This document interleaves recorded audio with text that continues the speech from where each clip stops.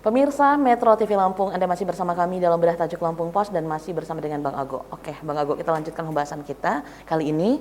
Nah, Bang Ago, untuk tadi sempat kita bahas sebenarnya persentase untuk kecelakaan bus misalnya, itu untuk korban pasti lebih tinggi dari kendaraan pribadi. Nah, bagaimana aturan untuk kendaraan umum ini sendiri untuk mempersiapkan para pemudik ini, Kak Ago? Ya, sebenarnya regulasi dari tahun ke tahun itu sudah ada ya, di mana biasanya menjelang arus mudik, ya jauh-jauh hari lah sebelum arus mudik itu biasanya dinas terkait ya, dinas perhubungan itu melakukan cek kendaraan ya, secara sporadis ya, di mana setiap angkutan-angkutan umum, massal, bus, PO itu dicek kesiapan kendaraannya, apakah dia layak jalan, ya kan? Apakah secara teknis, ya kan? Secara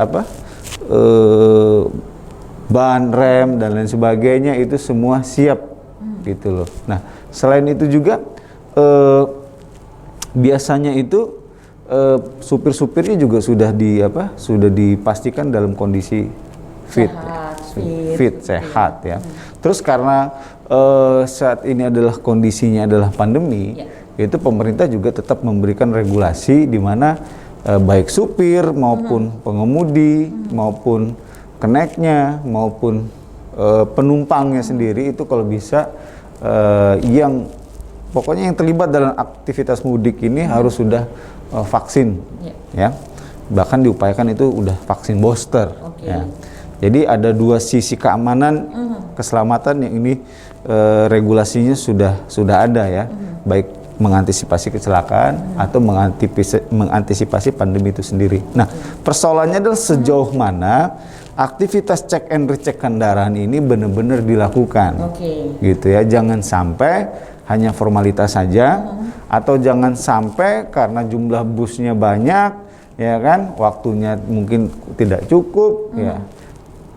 Ceknya juga tidak mendetil karena memang berdasarkan pengalaman sebelumnya, walaupun sudah ada cek, ketika terjadi kecelakaan baru ketahuan ternyata ada problem di kendaraan angkutannya, gitu ya. Nah, jadi ini harus diperhatikan secara serius, apalagi Komite Nasional Keselamatan Lalu Lintas Bertransportasi itu mengkhawatirkan ya adanya bus-bus yang sudah tidak fit lagi untuk beroperasi. Kenapa? Karena selama pandemi selama pandemi mereka ini bahkan tidak beroperasi karena menurunnya permintaan angkutan penumpang antar kota, antar provinsi ya. Nah, ini justru kondisi yang tidak ada di dalam ritual mudik 2 tahun sebelumnya, ya kan? Di mana bus ini memang tiap minggu mungkin tiap bulan itu beroperasi terus, dan biasanya ketika beroperasi proses perawatannya, maintenance-nya itu berjalan. Nah, ketika kondisi pandemi ya kan, bus-bus ini jarang beroperasi atau malah lebih banyak dikandangkan, lama dikandangkan. Nah, kekhawatirannya adalah proses maintenance-nya itu tidak berjalan. Nah, ini harus diperhatikan benar-benar oleh dinas perhubungan ya di setiap provinsi, di setiap daerah ya, bagaimana angkutan mudik terutama bus itu siap beroperasi dengan kondisi yang prima. Nah itu kan memang seharusnya itu ya, itu harapan kita agar itu meminimalisir angka kecelakaan lalu lintas, Kak Ago. Nah lalu seperti apa penerapannya hingga saat ini? Karena kan memang sudah tinggal hamin berapa untuk masuk ke mudik ini kan, Kak Ago? Iya, ya itu tadi. Ya kan? Kalau kita tanya ke dinas terkait, sudah cek fisik sudah dilakukan. PO juga mengklaim katanya cek fisik sudah dilakukan, tetapi kita tetap memberikan warning gitu ya, apakah proses ini benar-benar sudah dilakukan demikian mendetil, demikian teliti. Karena itu tadi, ini beda loh kondisinya dengan 2 tahun lalu.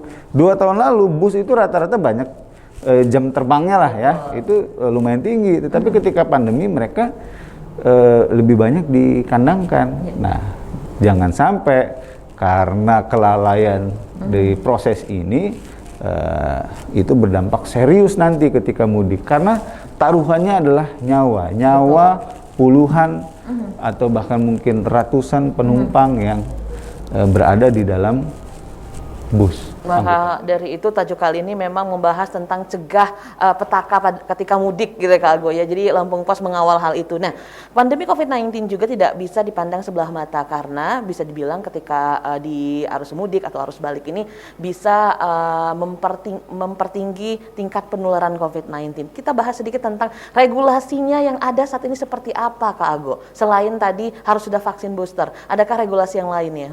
Ya, vaksin booster, terus kemudian itu kalau tidak salah kalau untuk angkutan pesawat ya kan, itu dalam kurun waktu 1 kali 24 jam itu harus tetap melakukan antigen ya, karena pesawat jauh lebih sempit, jauh lebih rapat, jauh lebih tertutup ya kan.